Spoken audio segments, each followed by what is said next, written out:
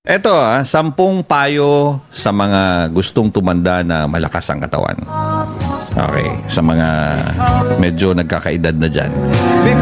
Okay, 10 payo sa mga gustong tumanda na malakas ang katawan. Number 1, babasahin ko lang to, hindi ko na explain para mabilis tayo. Medyo mahaba ito 10 eh. Huwag agad bibitawan ang inyong trabaho. Maging abala hanggang maaari. Ito ang magpapanatili sa iyong kabataan na labis mong ikaliligaya. Buliskiti niya. Ikaliligaya. Okay. Isa yan. Number 2, hanggang maiiwasan, huwag makitira sa mga anak na may pamilya na. Okay, tandaan niyo yan Huwag makitira sa mga anak na may pamilya na. Kumuha ng isang lugar na matitirhan, panatilihin ang iyong kalagayan upang makaiwas sa iyong anak at mga manugang. Ang makitira sa kanila ay magiging sunod-sunuran ka lamang, hindi makakapagdesisyon sa sarili mo at mawawalan ng karapatan na labis mong ikalulungkot. In other words, tatanda ka. Okay. Number 3, hawakan ng mahigpit ang inyong baul, kung may baul ka.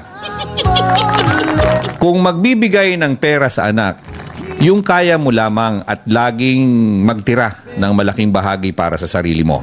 Ang libro ng bangko na may laman ay magandang kaibigan sa inyong katandaan.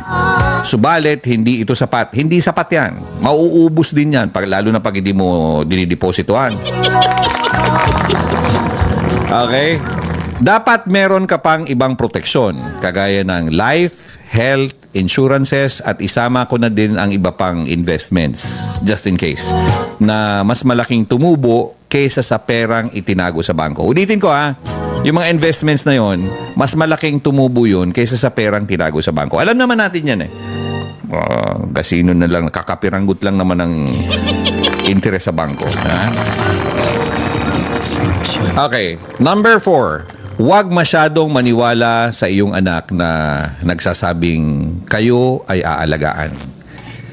Madalas mga nababanggit niyan ay siyang mga hindi ginagawa. Aalagaan, kunyari, mami, pagtanda mo, daddy, pagtanda nyo, aalagaan ka namin. Buliskiti niya.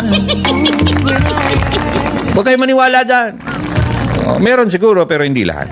Madalas, ang mga nababanggit niyan ay siyang hindi magagawa o gagawin ng mga anak. Ang mabuting anak ay hindi nagbabanggit ng anuman. Okay, tandaan nyo yan. Ang mabuting anak ay hindi nagbabanggit ng anuman. At ang masamang anak ay kailanman hindi tutupad ng pangakong binitawan. Buliskiti, ang bigat niyan. Number 5, upang manatili kang masaya, panatilihin ang pakikipagkaibigan at magdagdag pa hanggat maaari. Humanap ng mga kaibigan na mas bata sa iyo. Di ba? Matanda ka na, kinakaibigan mo pa matanda rin. Huwag na.